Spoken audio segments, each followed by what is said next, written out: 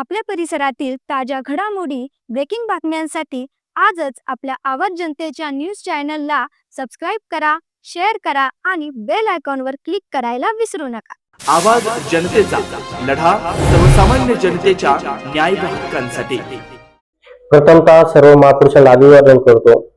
बहुजन समाज पार्टीच्या राष्ट्रीय अध्यक्षा बहन कुमारी मायावती यांचे मी आभार व्यक्त करतो, जेणेकरून त्यांनी एक तळागाळातली व्यक्ती देवळाली प्रवरा नगर परिषदला नगर अध्यक्ष पदाकरता त्यांना तिकीट दिलेले आहे. आणि आता आम्ही प्रत्येक वाड्या वस्त्यात फिरतो, प्रत्येकाच्या प्रतिक्रिया घेतोय, प्रत्येकाच्या समस्या जाणून घेतोय. तर प्रत्येकाला असं वाटतं की जे मागच्या वेळेस जे सत्ताधारी येऊन गेले तर त्यांनी फक्त गरीबावर अन्यायच केले.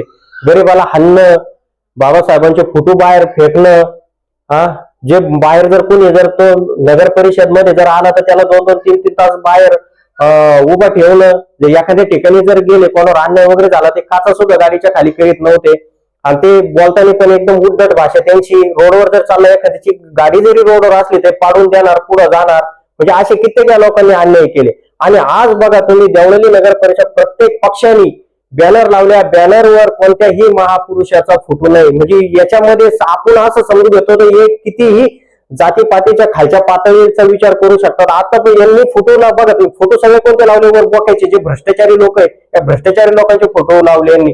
जे यांना कामातून टक्के, आज देवळाली नगर परिषदला जर काम केलं तर त्याचे त्यांचे टक्के ठरलेले. तर प्रत्येक गोष्टी त्यांचे टक्के, गरिबांचं काम राहते बाजूला आणि यांचं वेगळंच काहीतरी चालू राहतं. म्हणजे आम्ही प्रत्येक वाड्यावर लोकांच्या प्रतिक्रिया घेतो. तर काय तर लोकांचं प्रत्येकाचं असं म्हणणं आलं की या वेळेस एक घराणेशाही नाही आणि एक पैशावाले नाही, तर यावेळेस एकदम गरीब कुटुंबातली आणि महिला नगर अध्यक्ष झाली तर महिलांचे प्रश्न सुटतील आणि जे काही कामं स्थगित राहिले ते कामं होतील. महिला काय टक्के खात नाही, महिला कोणालाही भ्रष्टाचाराचे पैसे मागत नाही. काम जर झालं त्या कामाचे त्या कॉन्ट्रॅक्टरला पैसे जातील. तर यांचं कसं, कॉन्ट्रॅक्टर आला तर आधी यांचा ठरलेला राहतो कॉन्ट्रॅक्टर किती पैसे घ्यायचे, तर महिलेला कॉन्ट्रॅक्टर बोलत नाही. तर अशा पद्धतीने सगळं कॅल्क्युलेशन करून आणि आज महिला नगर अध्यक्ष पदाकरता दिलेली आहे. तर सर्वांना माझी विनंती, यावेळेस भ्रष्टाचारी लोकांना नका सत्ता देऊ, यावेळेस गरीब कुटुंबात सत्ता, तुमच्या सारख्या तळागाळातली आणि प्रत्येक लोकांची रोजंदारी करणारी व्यक्ती, या व्यक्तीला तुम्ही निवडून द्या. आणि तुमचे प्रश्न, ही व्यक्ती जर आली तरच प्रश्न सुटतील. परत जर सत्ताधारी आले तर परत तुम्हाला बेकबे करावं लागेल आणि त्यांचा रोडवरही मार खावा लागेल. अशी परिस्थिती परत निर्माण होईल. आज देवळाली गावाचा जर तुम्ही अभ्यास केला तर खूप मोठ्या प्रमाणात गुंडेशाही प्रवृत्तीचे लोक इथं तयार झालेले. हे एखादा व्यक्ती जरी गेला तर ती गाडी जरी उभा असली तर शिवीच बोलत नाही, अशी प्रवृत्ती तिथं निर्माण झालेली आहे. तर यावेळेस तुम्ही गरीब कुटुंबातली व्यक्ती द्या.